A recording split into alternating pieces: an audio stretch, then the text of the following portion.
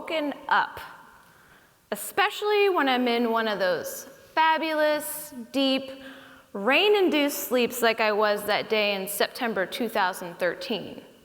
So when the phone rang at 6 a.m., I answered it. What?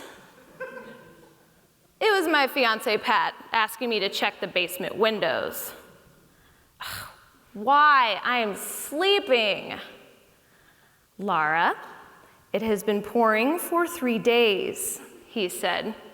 Just go check them quick and make sure none of them are leaking. I had barely noticed the rain, besides the hideous things it was doing to my hair. I was more focused on the fact that checking for leaks would have been his job had he been home. It was a strange feeling, depending on somebody else, because I'd always done things my own way. Getting married was never at the top of my priority list. I had big dreams, and I liked doing what I wanted, when I wanted, and answering to no one. Plus, I'd had enough bad dates to know I did not need a man standing in my way.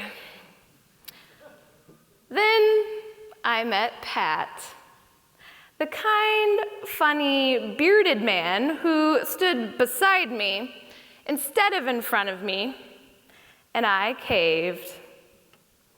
We did a pretty good job of the equal partnership thing, except for the fact that he traveled for work up to 4 nights a week.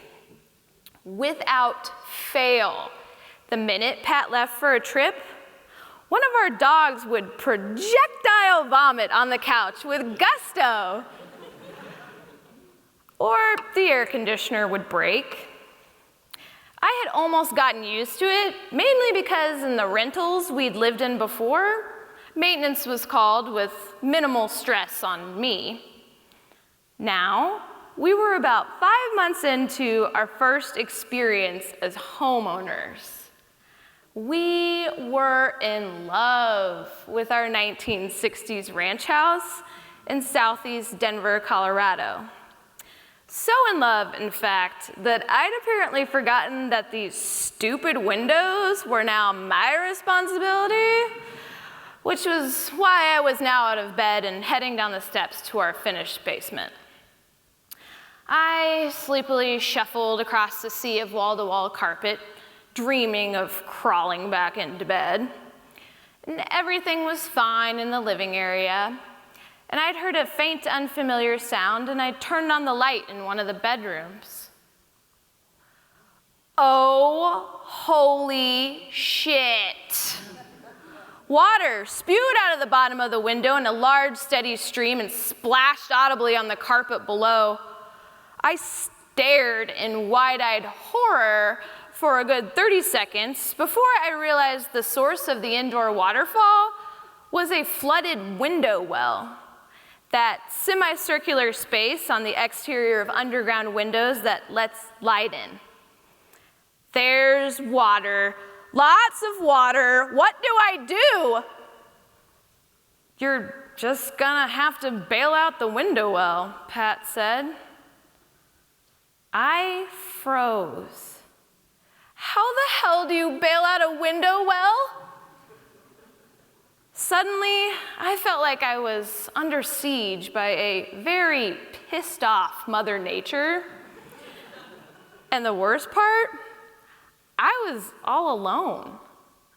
I was so screwed.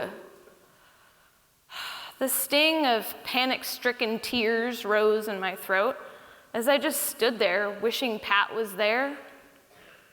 Had I really become one of those helpless women who needed to be rescued?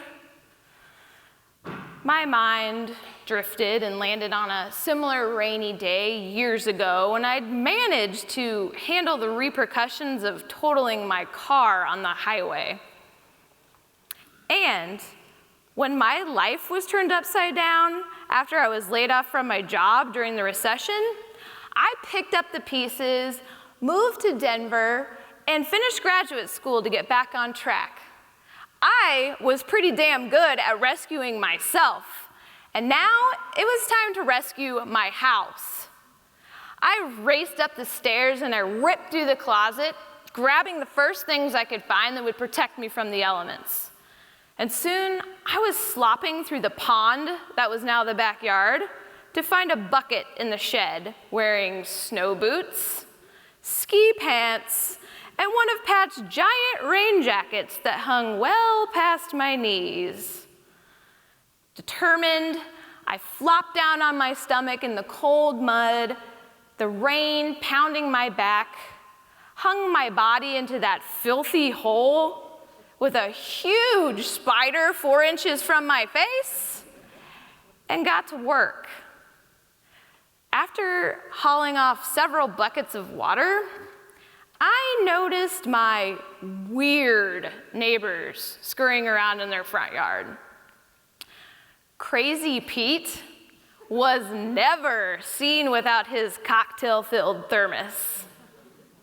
And we called his short, plump, shrill wife Large Marge, after a neighbor from my childhood whose ear-piercing shriek could be heard for miles. Pete and his 2 grown sons had rigged up a hose that was siphoning the water out of their flooded window well into the street. A twinge of jealousy and doubt rose up in me. While their family worked together with a system in place, I was going to be out here by myself in the rain for the rest of my life with a 12-gallon bucket, like a drowned rat in a makeshift rain suit. Just then, an odd sight caught my eye. Although it was not Noah's Ark floating by, it was just as disturbing. Marge appeared across the street in a white nightgown, in the pouring rain, with no bra in sight. Let's just say the impromptu single contestant wet t-shirt contest was not appreciated by anybody accidentally in attendance. Just as I decided to head back inside to assess and mop up the situation, I heard a distinct whomp sound, followed by the even more distinct screeching of my favorite lady neighbor. "Ooh!" she shrieked. When I looked across the street to see what the fuss was about, I spotted 2 legs flailing around in the air like a cartoon character. Large Marge had fallen headfirst into the window well. Pete and Sons rushed to her aid, but instead of crawling out of the shallow well like an able-bodied adult, she continued to thrash and scream, so much so that she knocked Pete down with her and his arm went crashing through the window. Another set of neighbors spotted him on the porch that night, hand bandaged and raised, smoking a pipe full of Colorado's best medicine, and wearing one of Marge's nightgowns. I mean, it's hard to pull up your pants with only one hand.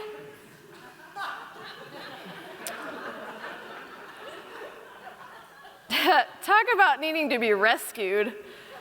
Any doubt and jealousy I had before disappeared. It was now clear to me that more people to help in a crisis situation did not always equal a better outcome. Pat was back that night, helping me dry out the soaked carpet with half a dozen fans, and somehow we managed to escape permanent damage.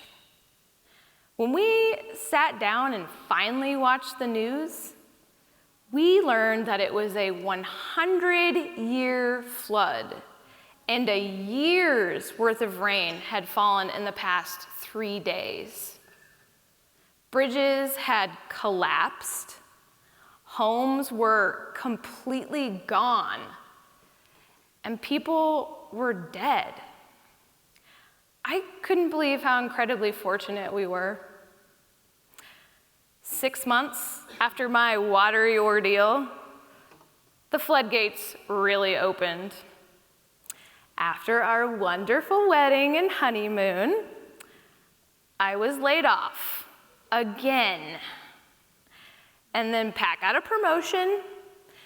Then we had to sell our beloved first home to move across the country. Pat has been there to grab me by the shoulders and say, "This sucks right now, but everything's gonna be great." This has encouraged me to breathe, let go, and just keep going after what I want. Life's challenges are gonna keep flooding in. And while it's nice to know I can bail myself out all on my own, it's even better knowing I always have someone to stand beside me and help me mop up the aftermath.